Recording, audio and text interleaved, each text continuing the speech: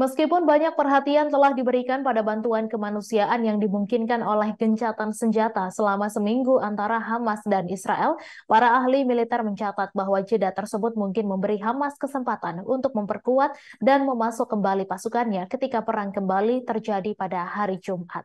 Gencatan senjata itu telah membuahkan keberhasilan dalam pembebasan puluhan sandera Israel dan asing lainnya, serta ratusan tahanan Palestina yang ditahan di penjara-penjara Israel. Namun para pejabat Israel dan Amerika Serikat sebelumnya menganjurkan jeda dalam pertempuran dibandingkan gencatan senjata secara umum dan menyatakan secara terbuka pada minggu-minggu sebelum gencatan senjata bahwa gencatan senjata secara umum akan menguntungkan Hamas. Namun karena jeda jangka pendek tersebut diperpanjang setiap hari selama seminggu terakhir, setidaknya hal itu setara dengan gencatan senjata sementara.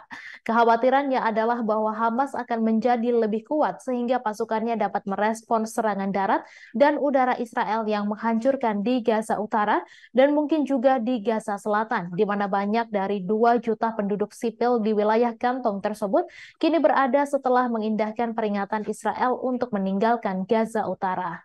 Pertanyaan apakah Hamas mendapat manfaat dari gencatan senjata sementara mungkin akan terjawab segera setelah Israel melanjutkan operasi ofensifnya pada hari Jumat dengan melancarkan serangan udara di jalur Gaza setelah Israel mengatakan Hamas telah melanggar ketentuan gencatan senjata.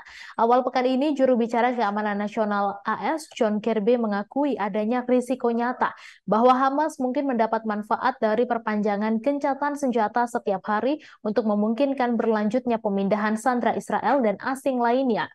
Perhitungan tersebut membebani manfaat yang akan diperoleh Israel dan Amerika Serikat dari kembalinya sandera yang ditahan oleh Hamas. Mick Mulroy, mantan wakil asisten Menteri Pertahanan untuk Timur Tengah dan kontributor ABC News, menggambarkan jeda pertempuran sebagai kemenangan bersih bagi Hamas baik secara militer dan politik. Mulroy dan analis keamanan nasional lainnya yang berbicara dengan ABC News sepakat bahwa Hamas kemungkinan besar menggunakan gencatan senjata sementara untuk mempersenjatai kembali dan mengatur ulang posisi pasukannya di Gaza. Diketahui ada 15.000 orang tewas di Gaza dan 36.000 lainnya terluka, menurut Kementerian Kesehatan Gaza yang dikelola Hamas. Di Israel setidaknya 1.200 orang tewas dan 6.900 orang terluka. Meskipun skala kerusakan bangunan di Gaza Utara yang disebabkan oleh serangan udara dan serangan darat Israel sangat terlihat, namun yang tidak pasti adalah seberapa besar infrastruktur militer Hamas yang telah hancur. Semakin lama gencatan senjata berlangsung disebut membuat Hamas mempunyai kesempatan untuk mempersenjatai kembali pasukannya. Namun jeda tersebut kemungkinan juga membawa risiko bagi Hamas yang yakin bahwa para sandera yang kembali ke Israel dapat memberikan informasi intelijen yang berguna bagi militer Israel. Namun kemajuan intelijen Israel mungkin telah diimbangi oleh perjanjian Israel untuk berhenti menerbangkan pesawat pengintai di atas Gaza pada waktu-waktu tertentu selama gencatan senjata.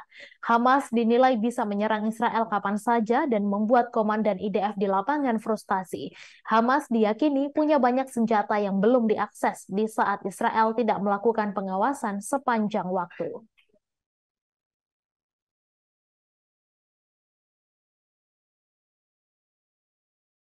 Download Tribun X sekarang, menghadirkan lokal menjadi Indonesia.